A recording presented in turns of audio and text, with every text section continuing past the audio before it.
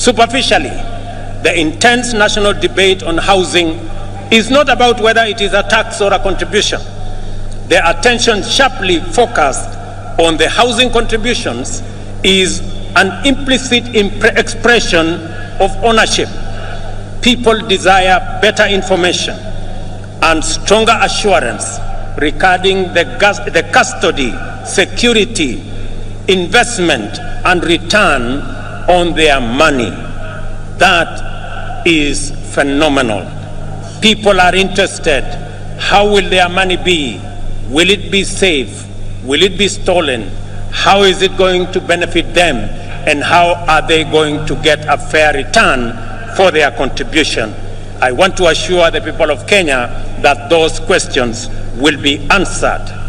More encouragingly, the discourse on public finances and housing fund has opened our eyes to our emergence as a stakeholder republic. Kenyans today, more than ever, are fully involved citizens in shaping public policies and making institutions accountable in the manner in which they run national affairs. This is the vision of Madaraka expressed in the first article of our Constitution. All sovereign power belongs to the people of Kenya.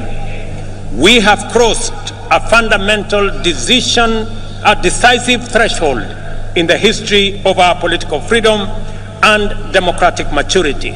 Today, Kenyans of this generation honor patriots who went before us in this celebration of a noble and historic achievement.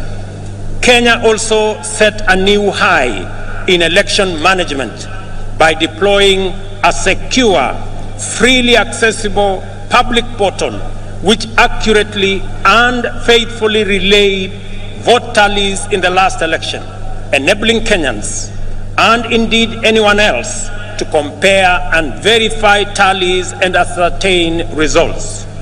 This enabled the IEBC to credibly declare and certify the winners of elections and to establish before court, in response to petition by dissatisfied candidates, that the elections met the constitutional threshold as simple, accurate, verifiable, secure, accountable, and transparent.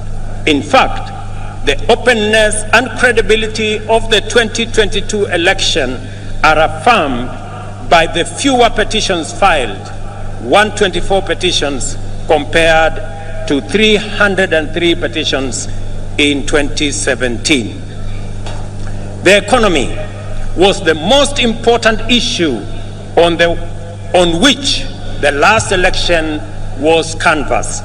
The people of Kenya, in their multitudes, made their voices heard, their ideas clear, and their desires known.